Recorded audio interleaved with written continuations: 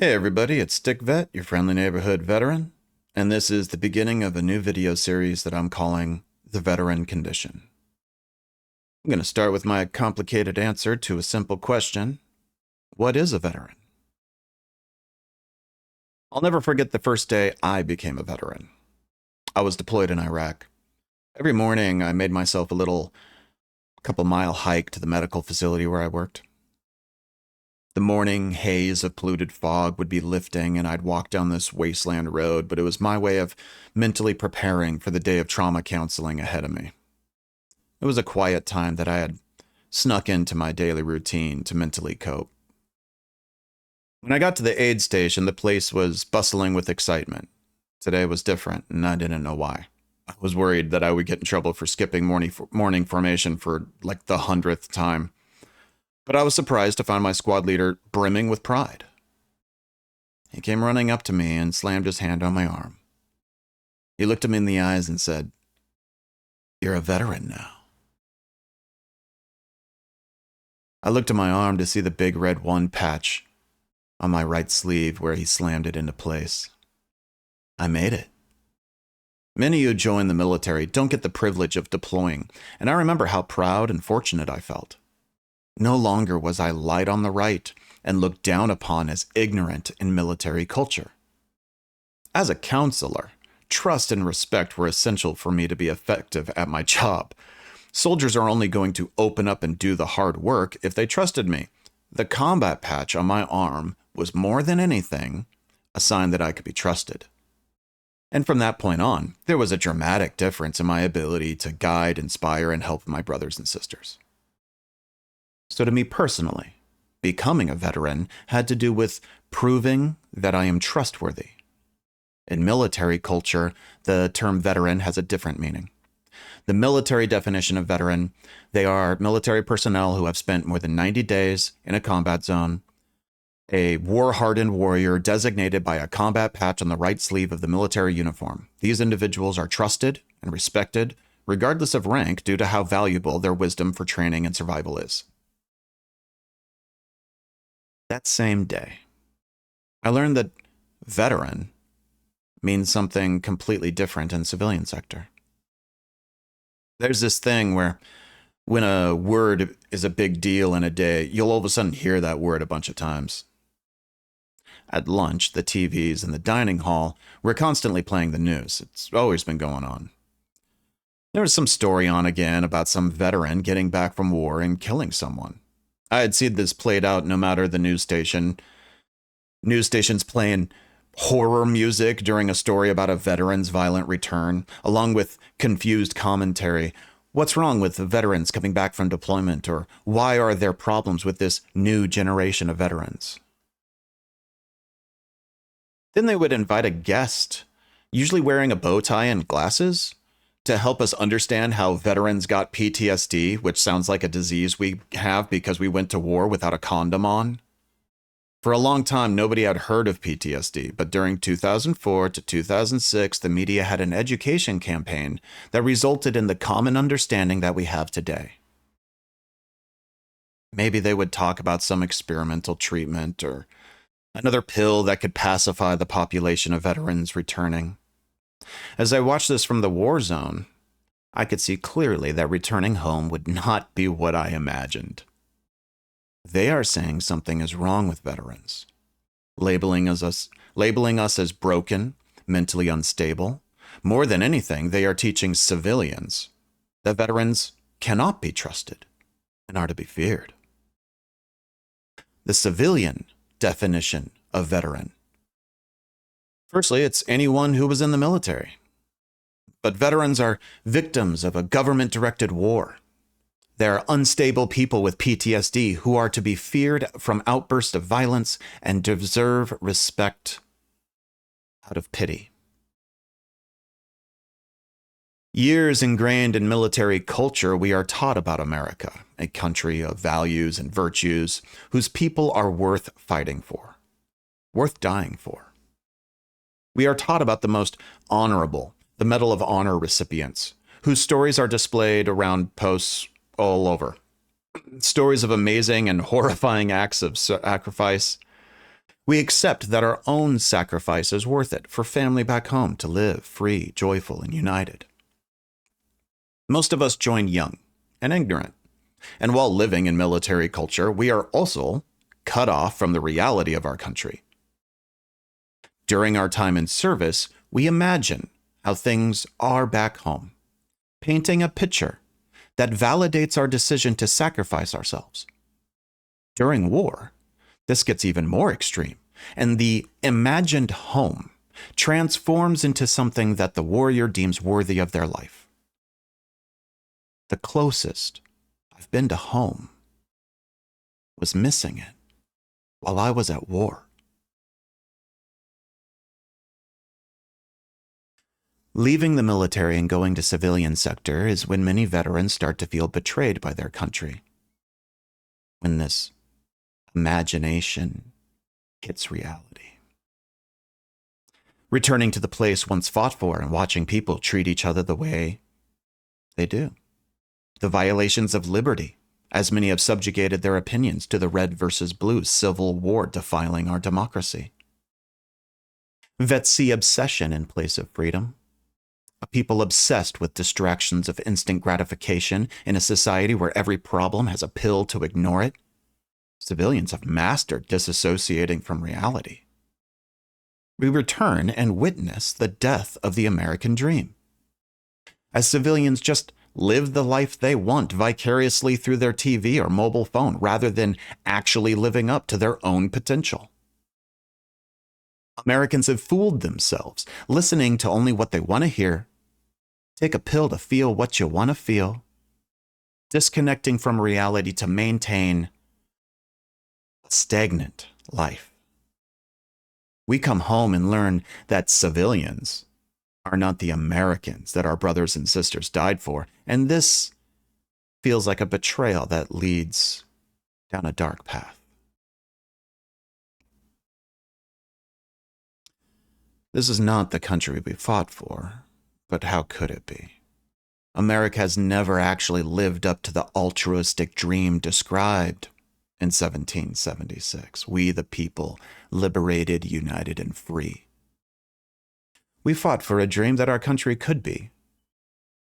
Not a fantasy of our own concoction in an attempt to find meaning, but the same dream our forefathers had, the same dream our greatest leaders and human rights activists have throughout America's history repeated in great speeches. Veterans learned that their greatest mission is to sacrifice themselves for Americans, but then we come back to a country and no matter how hard we search, we can't find these Americans that we fought for. Worst of all, we settle for a group that best fits our judgmental ideas and get into the us versus them culture of America because we'd rather fit in than be accepted. Returning to civilian sector is the most dangerous conflict in a veteran's life. We were trained for war and faced missions together as a unit. When a veteran goes to civilian sector, they are alone in their greatest struggle, and there is no system to place them in a squad. This creates an environment of helplessness. For most skills and benefits gained from the military are squad-based skills. We are used to working with a group to do more than any one person can accomplish. This is the core of being part of something greater than ourselves that the military environment provided. Removal from such a meaningful role in society is detrimental to a veteran's sense of worth. And what's worse and more damaging is the way veterans are perceived by civilians. We are not accepted into society. We are accepted by society. It's the difference between everyone laughing with you or laughing at you. And this is important because of how essential a veteran's need for purpose is to their psyche. Returning to civilian sector increases a veteran's feelings of worthlessness, helplessness, and disconnection from others. And all this conflict when transitioning is enabled by a weak and immature veteran community. Here we go. The infrastructure and organization of our community support, like VFW and Legion posts, has broken down. Period. Not to say all are bad. Some are great and active, Others are discriminating or even hostile or just dead and non-existent, a little ghost building. Even with functioning posts, there is little or no guidance, mentoring, or education for returning veterans. Just beer. Many veteran organizations have started up in the last decade, but just as often as I see one that's healthy and doing the right thing with like no following, there is one promoting dysfunctional behavior or another us versus them group that, despite being entertaining, actually increases the suicide rate. Guess who has the big following? We lack mentors putting us in our place and guiding our training into an honorable function. No wonder our national veteran community has the maturity of a bunch of privates running loose in the barracks. With no other options, we make the mistake of depending on the VA for care. Veterans don't need to be pacified. They don't need a cookie-cutter psychotherapy regimen. We need to be part of a squad. Learn from veteran mentors. Understand the new mission, train for it, and fulfill our honorable role in society. Without a mentor's guidance, hundreds of thousands of veterans have returned scattered to the winds, trying to figure it out for themselves. Desperate to find our role and identity, and society labeling us as disabled with PTSD and dysfunctional. Veterans take that identification of self and run with it, defining our value based upon how extreme and frequent our traumas of war were, finding acceptance in how disabling our pain is, finding our place in society as an intimidating, hostile member meant to be left alone. To be respected as a veteran is dependent upon appearing to match society's disgraceful perspective of us. So we do.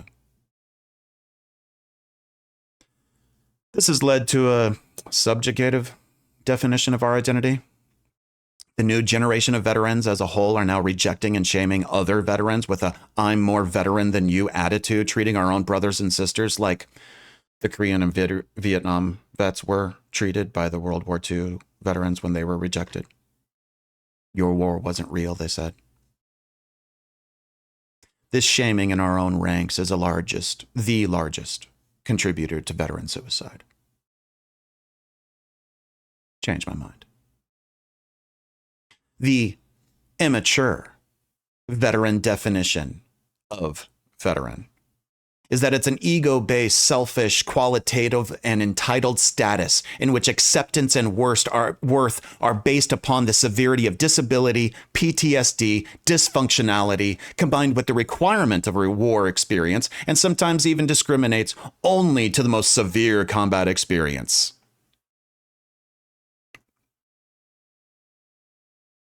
What makes a great soldier is not what makes a mature veteran. In fact, the more war-hardened multi-deployers have a harder time transitioning into a function in the civilian sector. Duh. A veteran is not about what you have done. A veteran is about what you are doing now with what being a warrior has taught you about life, and using that for the betterment of our country in a manner that's in line with your oath. Only our fallen brothers and sisters have honor for what they did. Veterans have honor for what they do.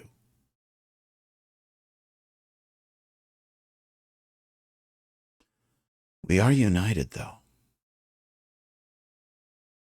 I wear this hat to tell my brothers and sisters they're not alone. We pass each other on the streets and it's just eye contact. But it's a moment where someone looks at them knowingly.